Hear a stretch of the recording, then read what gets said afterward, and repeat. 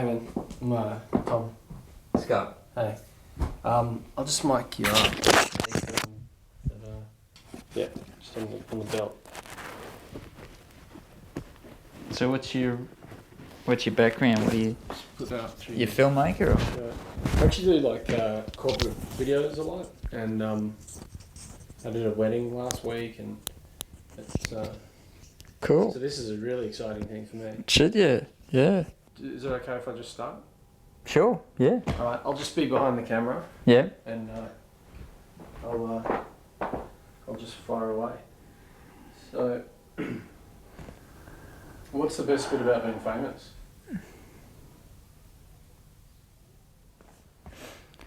Well, I don't really know, because I'm not that famous.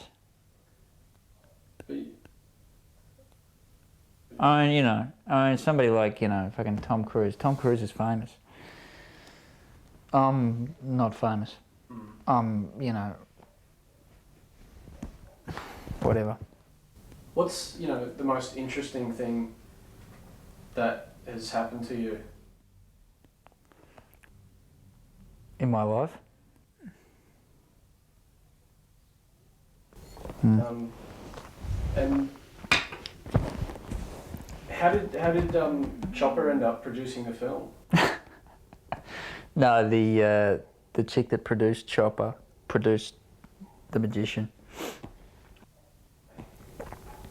Because it says on the poster the producer is Chopper. No, it says the producer of Chopper. Oh, right. Yeah. That would have been cool. That would have been really cool. Imagine that.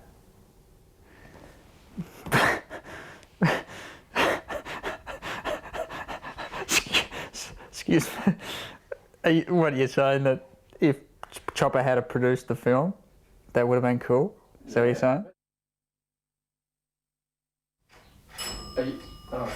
Who's that?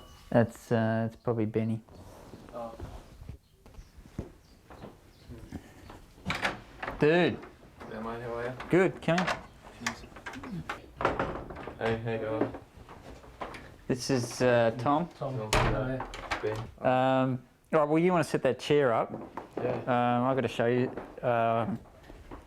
Check this out.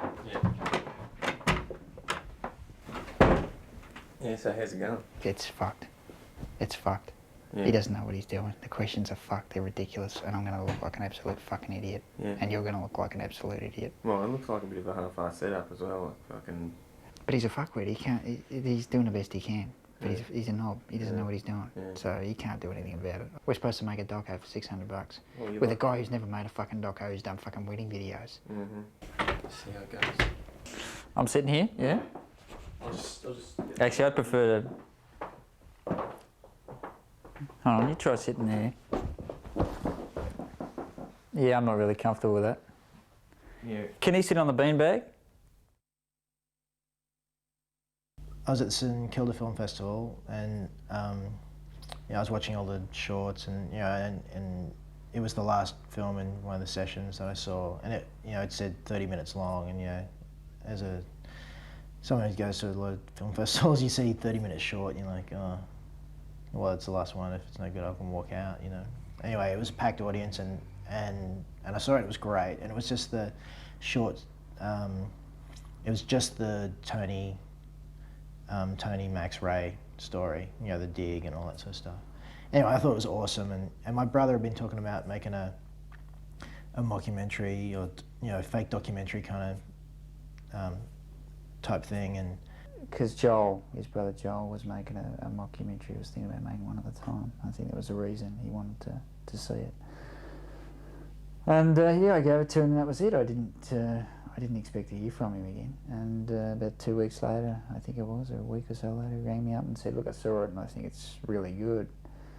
And I'm going to try to, show it to a few people and see if I can get somebody to help you out, And I thought, well, if you're going to do that, you might as well come on board as a producer, at least in name, and that way, if something happens, you'll get something out of it, I said, oh, look, man, if you can put my name on it, then I think you need to do this, this, and this to the edit. And he said, well, do you want to do that? And I said, well, well, okay, if I'm going to do that, then I want to see all the rushes and we start from scratch. Well, we started school together at the same time in 2000 at RMIT, and of the people, of the 60 or 90 students from the 3 groups, there were not that many that I was sort of clicked with, but Scotty was one that we pretty much clicked straight away, and we hung out a lot at school, hung out a bit out of school, and just established a connection. Scott and I sort of became a little bit friends, and he actually had already done a short film the previous year, the same subject, the same sort of structure, but it was just a 15-minute film, which, you know, was quite good. I quite liked it, and so when he asked me if I wanted to be involved, you know, I was more than happy to do it.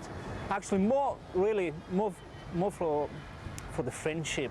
Well, everybody, except the guy shooting the garage at the start, that's my brother. Everybody else in the film was from RMIT, guys in my year or the year before me and stuff like that. And when I was at RMIT, we had like groups of 5, and you'd work on each other's films. And they all made shorts. And because I basically helped them with their films, they basically had to help me with mine. So they got the raw end of the deal, I suppose. Can you hear me now? I can only hear through the other one. You can hear me through this one? Yeah.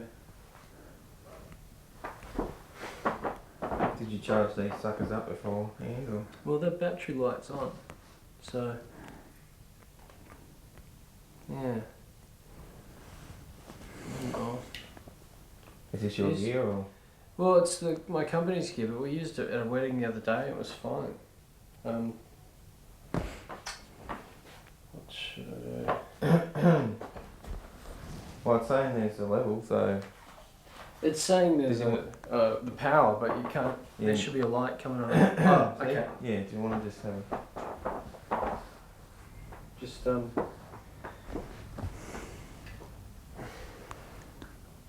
Oh, okay. I've got to turn up at my end as well. Yeah. I got it. That's what I'm more interested in, is real life, rather than creating some sort of, you know, fantasy world where, you know, magical fucking things happen. I'm not really interested. And I'm not really interested in story. You know, people are hung up on story. Oh, it's got to have story, and it's got to have this and that, and the story. You know, stories there to sort of move things along. It was very much like an ever-evolving organic kind of process where Scotty'd have an idea for a scene, or we'd have a conversation, say, hey, that'd be good in the Magish. It wouldn't always be story-driven, and so there was a point where we ended up with lots of good scenes, but not enough story to push through them all and keep you watching. And I don't go to see a film to see a story. I go to see a film to see a character. You know, I want to see a character that I can empathise with, and who I like, who interests me, and all that sort of thing. That's what I want to see, and that's one of my favourite films. You know, films that have characters who are interesting, not stories. as far as fame goes, not really famous at this point. You know, it's kind of early days there, and it's not like I get recognised or anything. But in terms of making the film, it was something we worked on while we were at school together. Sort of existed in various manifestations. Yeah. And I was pretty much involved with the project from its inception, I guess, with Scotty.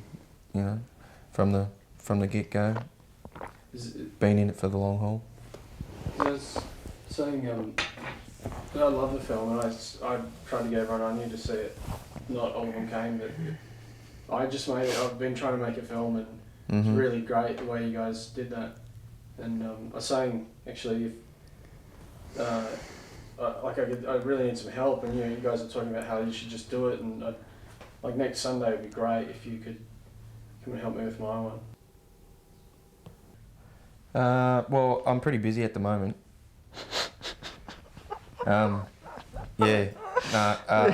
Maybe if you give me your number, Oh yeah. and if I can get some time or whatever, I'll give you a call. But Sure.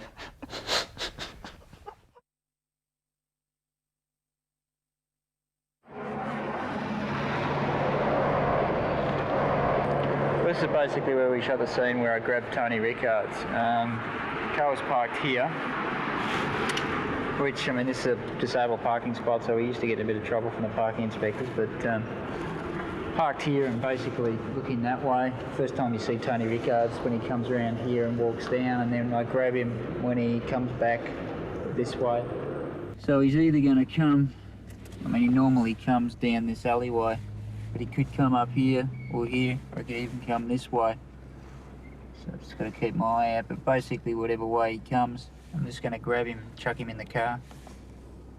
It was tough shooting here because there was so many people around that night, and I had a, you know, it was only a cap gun, but basically if the cops had found out, we would have been in a bit of trouble because we had no permits or anything like that. So we probably did about 30 takes, and we could only use about one of them because people were walking through the shot, and we had to stop filming, and that was a pretty tough night.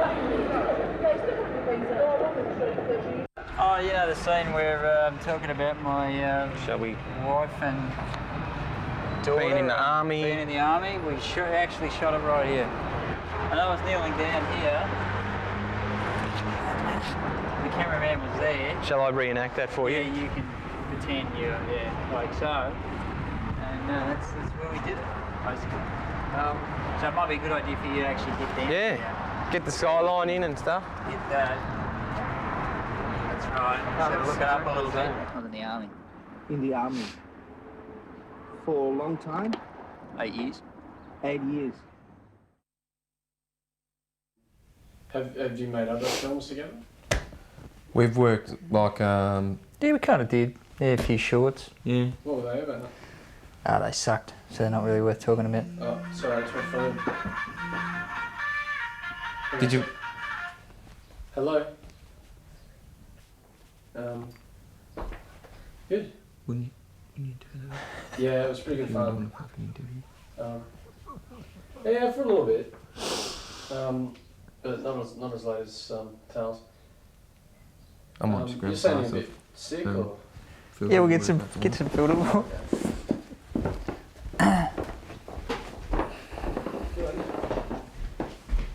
So you're pretty keen to work on his film then, are you? Oh yeah, mate. This Sunday I'll be there. You're not going to come? I think I have to tear my fingernails out that day.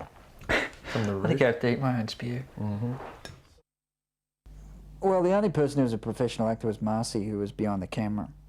Everybody else is pretty much a non-actor, including myself.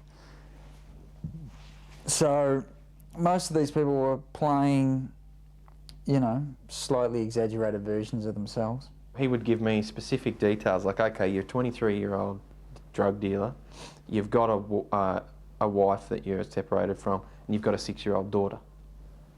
Now tell us the story. And so it would be the content, the humanity was ad-libbed. That's what I feel like. The humanity was ad-libbed. Improvising is something that we do all the time. Naturally, it's what we do as human beings. So if you're trying to make a film and you're trying to make it look as natural and as real as possible, aren't you better off improvising?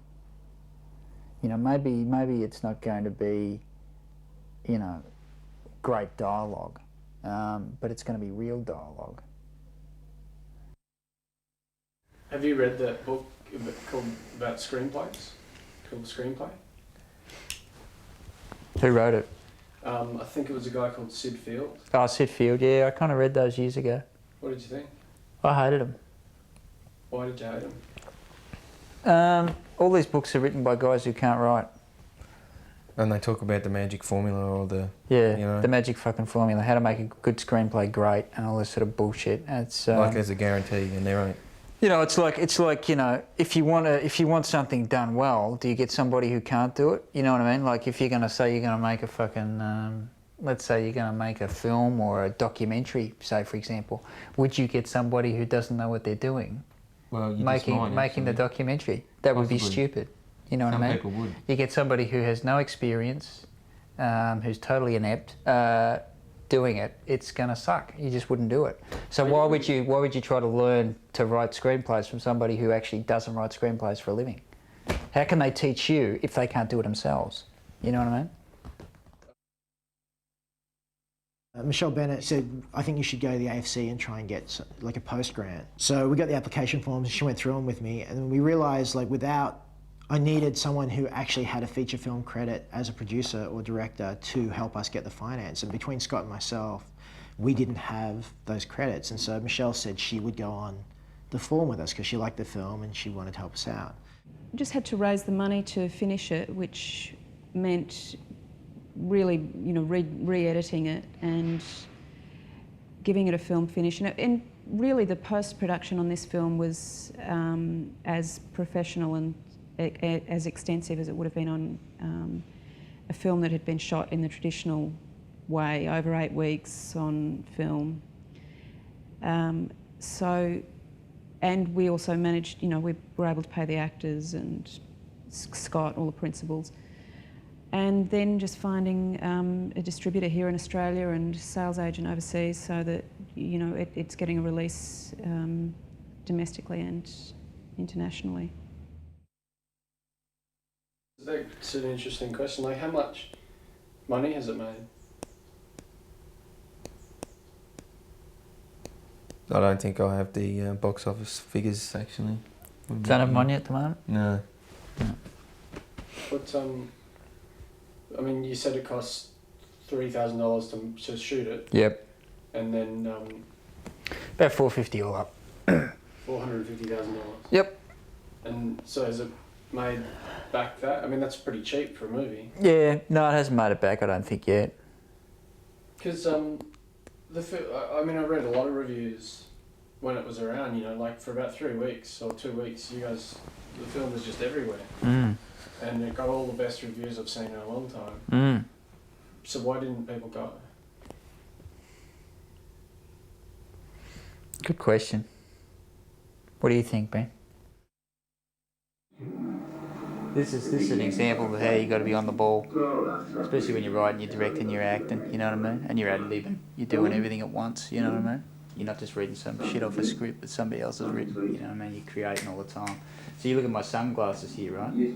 I can see Benny's head's half cut off. See Benny in the back seat? His head's half cut off. Right? So I'm sitting there and I'm acting, right? But always, I'm totally aware of what's going on as a director at the same time, right? See, my hand moves across, I touch Marcy's hand and I'm actually moving his hand. See, there's my hand in my sunglasses and I'm moving the camera to get Benny's head in shot. Wow. So I'm acting and directing at the same time and doing the cinematography, helping the cinematographer do his job at the same time. So totally fucking aware at all times of what's going on. That's how you got to be. If you want to make it in this business, you got to be fucking totally switched on all the time.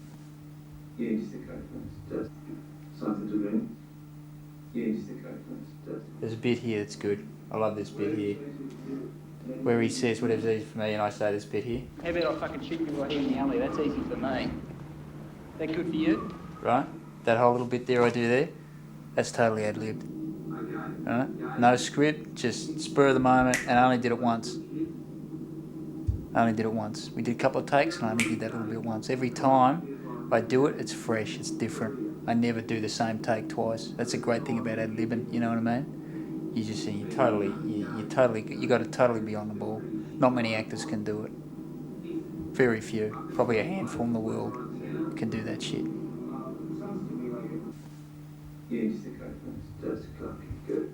So you can see me looking, right? You see me there. See, I'm talking to him, right? And I keep looking over, right? Because as an actor, okay, I'm talking to him, but as a director, I'm checking to make sure, is the crowd moving? Because I got to get the right time. I got to move at exactly the right time. Because if I don't, that whole shot is fucked. The whole end of the film's fucked. So time it perfectly. Bang, off I go, across the street. Crowd comes in, and these aren't extras too, you know what I mean? So anything can happen. No, that's not, it's totally, any shit can happen, so you got to be on the ball, you know what I mean? So there I am, disappear, like a magician, you know what I mean? Disappear, Music comes up. Woman crosses outside the street. Cars come right. Bang. That's gold. That's fucking gold.